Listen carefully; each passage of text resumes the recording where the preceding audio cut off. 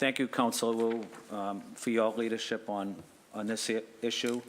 And I also want to say thank you to Councilor Baker for working closely with the Walsh administration to help reduce the speed limit, but more importantly, to help reduce injuries, fatalities that we have in our city. It's because of your leadership that we're making great progress. I believe pedestrian safety is the top issue in my district and one of the most important in our city. Safety for all on our roads, for pedestrians, motorists, cyclists. Vision Zero, no fatal or serious crashes in Boston. Again, I'd also like to highlight the work of Mayor Walsh, his leadership in moving our city forward through various traffic calming measures, one of which was lowering the speed limit to 25 miles per hour last January. Despite this significant progress, hardly a day goes by when my friends, neighbors, constituents, even my elderly parents, often walking my special needs nephew, that they don't tell me about speeding vehicles and close calls in a crosswalk. We have more vehicles, more commuters, and more ride-sharers vehicles cutting through our neighborhoods. Unfortunately, we still experience these and worse, tragic crashes in the city. Most recently, in July, a beautiful young boy was tragically taken from us following a crash in South Boston. His sister was also injured.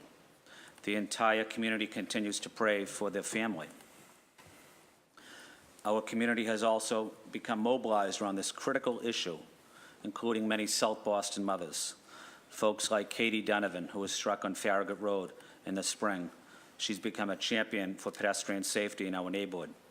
Katie and the people of South Boston have strongly advocated for changes that our city and state transportation agencies are currently enacting, such as a road diet being constructed on Day Boulevard for one lane of traffic to help encourage lower speed and deter cut-through traffic.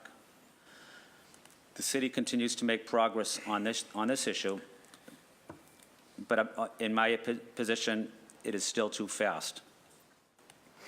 I offered a 12-point plan recently for safer streets in South Boston this summer, including traffic calming measures like speed humps, raised crosswalks, road diets, speed boards, curb extensions, and greater enforcement.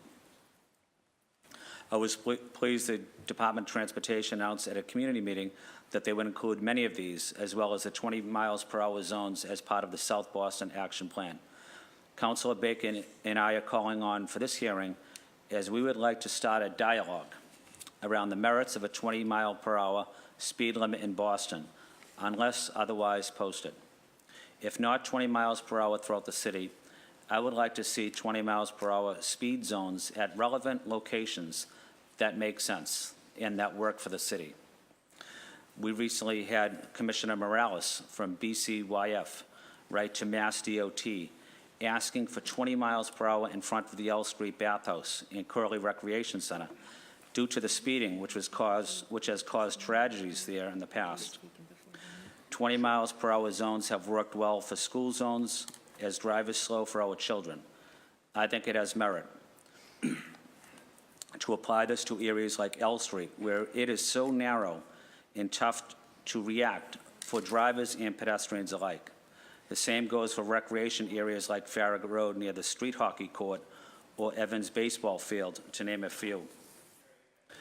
Data from the city's website and AAA Foundation for Traffic Safety indicates that at 30 miles per hour, the likelihood of a fatality or serious injury was 50%, while if a car was traveling 20 miles per hour, that number drops significantly to 18%.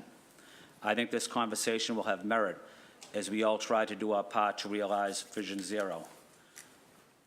I want to thank you for being here, for joining us, and we are lucky to have you working for the city. You're doing an excellent job, and we understand it's a difficult job, but we want to say thank you for being with us and for working closely with the City Council.